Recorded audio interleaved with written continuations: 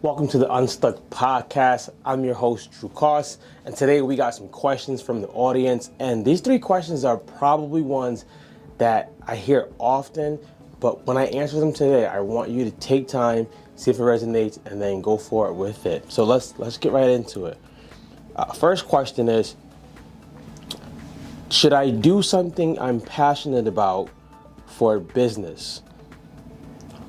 A couple ways to see this. So if you asked Myron Golden, who is probably one of the best businessmen on this planet, he's going to say you create a business to solve a problem for other people. You don't necessarily have to be passionate about it. Now, that is true. And if you ask somebody else, they're going to probably say chase your passion, chase your dreams. So I'm in the middle.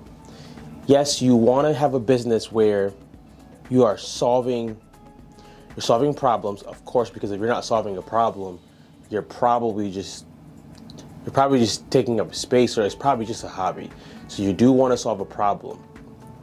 You do want to have some love for it, because business is very, very hard.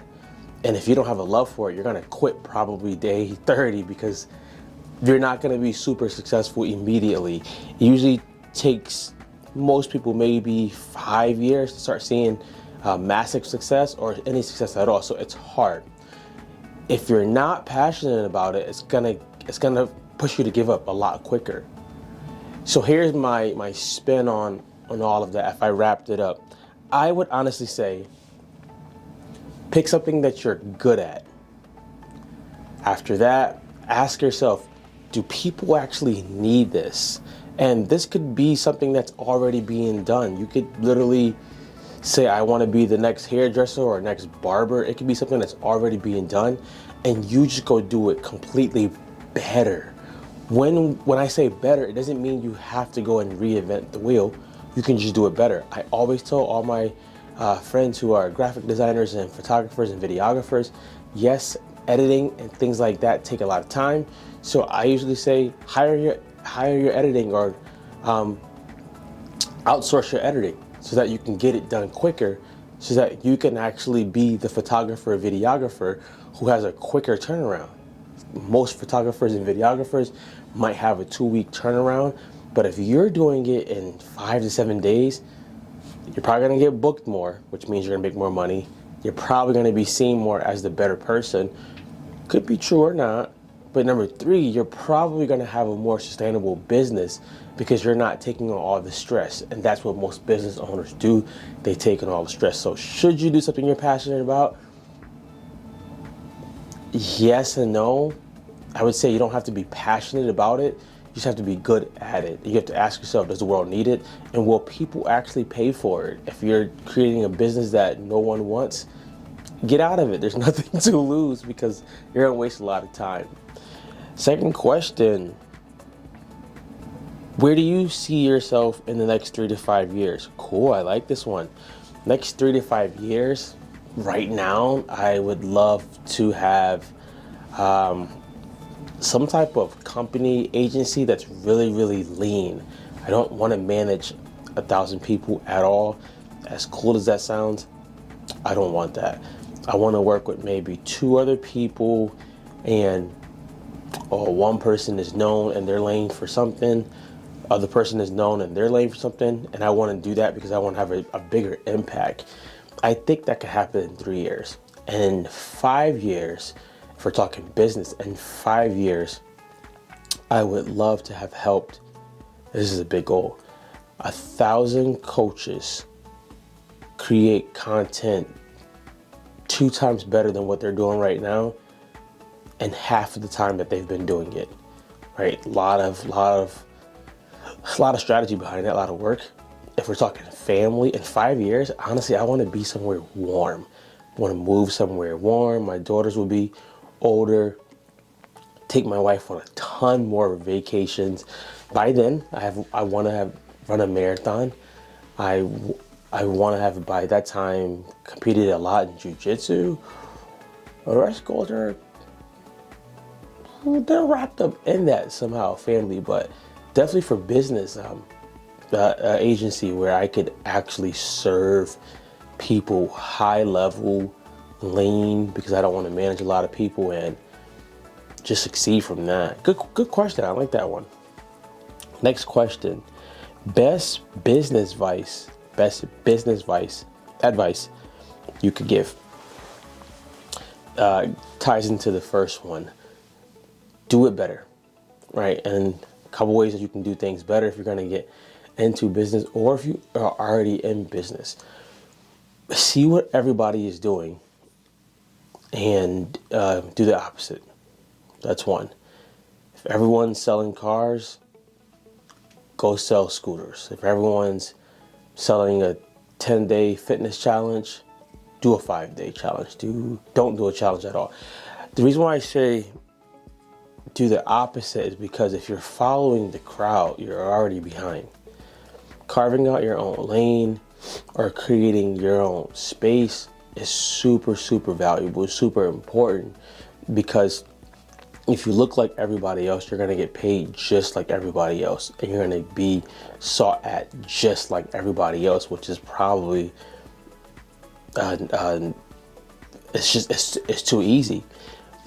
Another way you can make your business better, and this is business advice I would give you that I wish I gotten in the beginning, is find out from the client exactly what they want.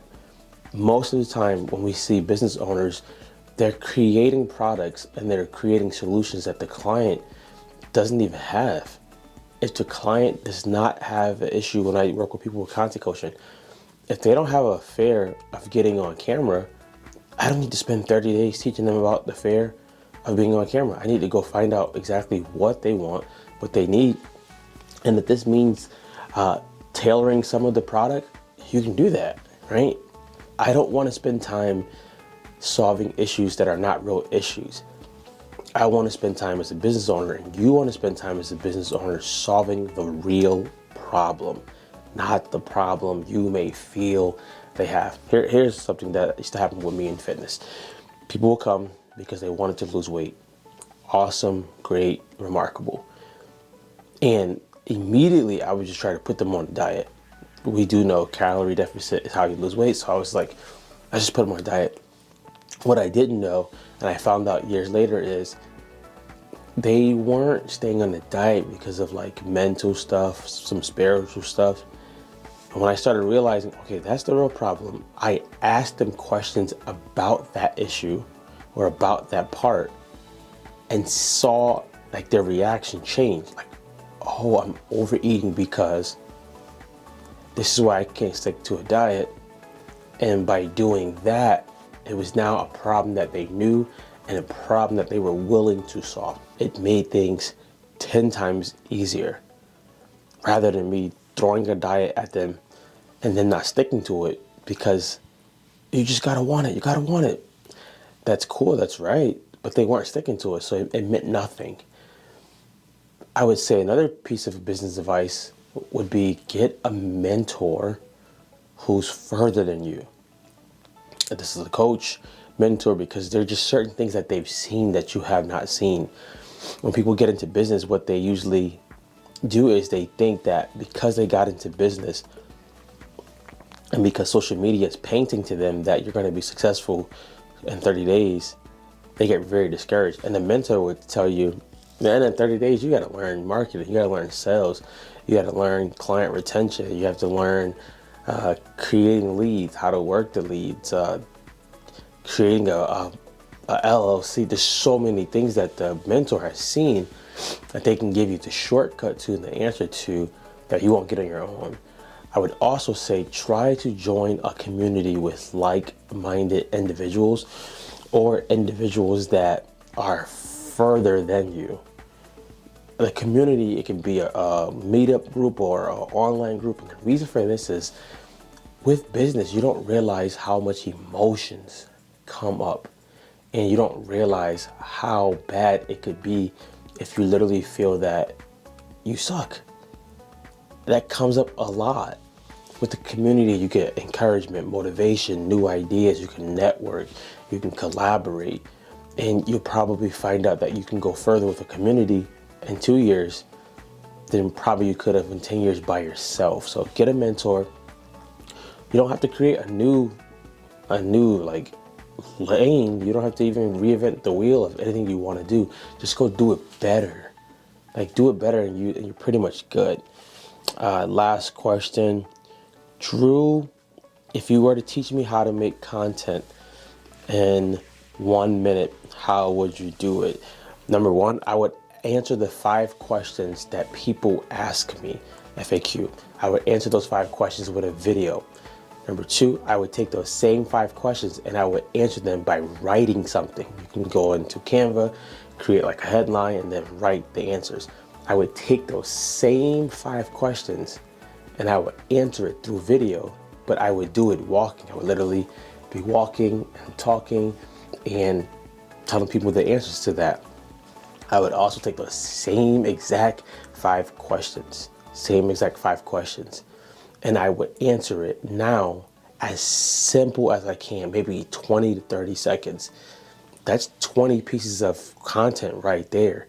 The whole thing with content people get caught up in is you're overthinking it mostly. When you see somebody who's really great put it out, you don't realize that they've studied it maybe a little longer, they've played around a little bit longer. But honestly, if you can do something like that, take those 5 FAQ questions, answer it through video, answer it written, answer it walking, and then after that, answer it again in really, really simple form, you're gonna take out most people in your field because most people are thinking about making content and not actually making content. So if you got questions, drop them in the comments. Other than that, guys, get unstuck and be great.